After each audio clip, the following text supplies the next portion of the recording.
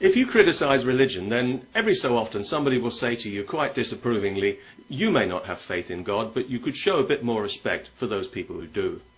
And you might find yourself thinking, well, actually, maybe they're right. It wouldn't hurt to show a bit more respect. After all, nobody likes to be told point blank that their religion is a crock of delusional garbage and a force for evil in the world, that what they call faith is merely fear dressed up as virtue, and that their puerile beliefs are a straitjacket on the whole of humanity. That's bound to put anybody's nose out of joint. So yes, maybe I could show a bit more respect. The only fly in the ointment is I don't actually feel any respect. I have tried, I really have, and I feel just terrible about it, but it just isn't there. I suppose I could lie to myself and pretend for the sake of people's feelings, because we all know how delicate and tender they can be these days, but the bald truth is I don't actually care about their feelings at all, not even slightly.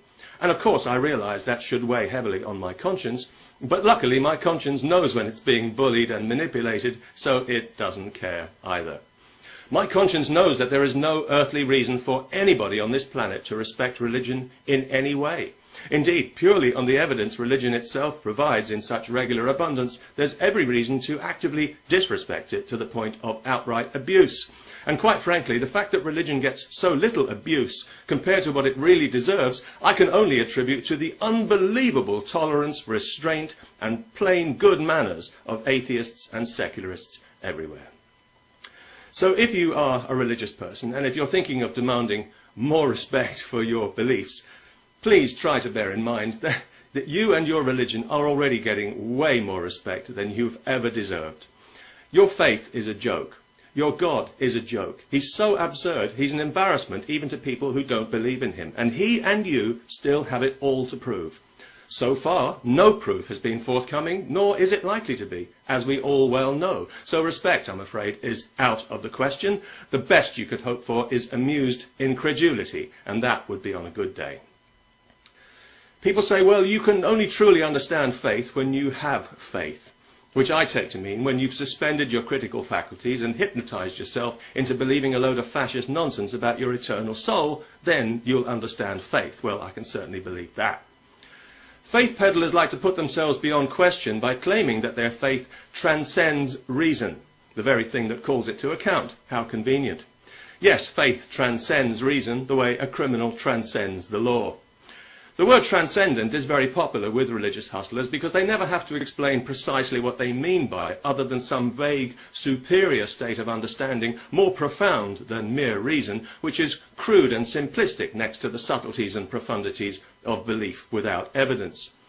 If you hear a senior clergyman, and you will, using the word transcendent to explain the nonsense he claims to believe, then you know two things. One, he doesn't know what he's talking about, and two, he doesn't want you to know what he's talking about either.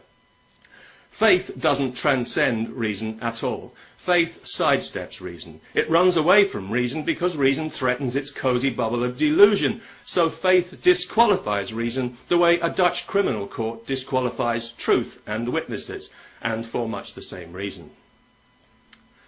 If you're a believer, your faith allows you to adopt a set of beliefs that make absolutely no sense, knowing that you won't be measured by whether they make sense, but by the level of piety that you exhibit in believing them. In other words, your willingness to deny reality becomes a measure of your virtue.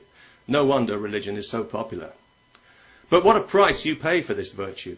You've been persuaded that believing in the impossible is your only hope. How did that happen? And that your purpose is to worship something beyond your understanding, defined by and only accessible through self-appointed intermediaries. Your thoughts, your words and your identity are no longer solely yours to decide, but are subject to the approval of those who have assumed authority over you through your faith.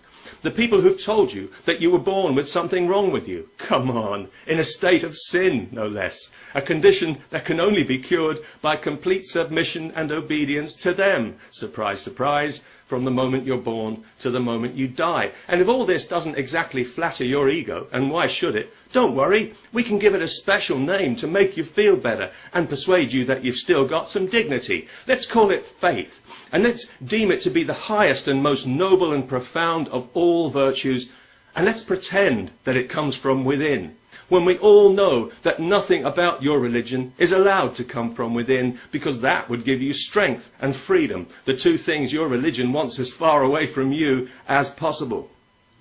Faith is the grip that clergy have over you. It's the invisible rope around your neck that pulls you along the road they want you to travel for their benefit, not yours. It's a dead-end word. It's a word of bondage. It's a word that lets you believe what you've been told to believe without feeling that you've been told what to believe, but you have, and you can stop pretending anytime you like. It's not a virtue. That's the last thing it is. It's an abdication from reality. It's a dumb act of self-hypnosis. It's a cowardly cop-out. It's gullibility with a halo, and hiding behind it is like pretending to be an invalid. So I don't really understand exactly what it is that I'm supposed to respect. It seems to me I'd need to be some kind of moral contortionist to respect something that noxious, something that depends for its existence on a closed mind, and it is clearly dragging humanity in the wrong direction, giving us false ideas about ourselves and about the nature of reality. I feel if I respected that, I'd be needlessly contributing to the stupidity and ignorance of the human race, and that is one thing that I don't want on my conscience. No offence. Peace.